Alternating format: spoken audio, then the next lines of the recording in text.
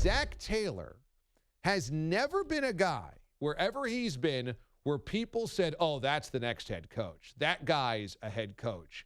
He was, with the Rams, the QB coach last year. He was a QB coach and an offensive coordinator in Miami with the Dolphins. And people in Miami and people in L.A. will tell you, I didn't see it.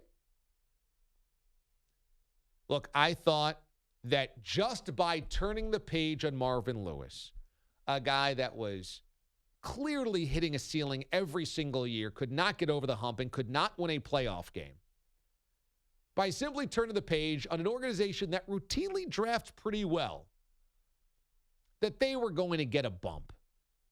Boy, was I wrong. That team is completely outgunned. Last night, the offensive line was a disaster. Andy Dalton's still a mess. The defense couldn't get the stops when it needed it.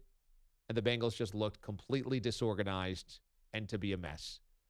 And I'm here to say we are on Zach Taylor watch. We are. Now, the Bengals have more patience than they ever should, obviously, judging by the Marvin Lewis era.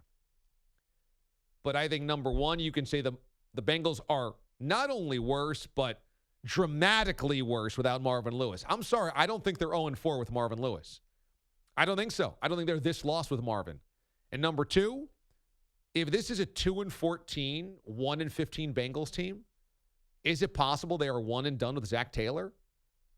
I mean, at the very least, if this thing gets really ugly, we're already hearing players talk about getting out-schemed and how it's an embarrassment.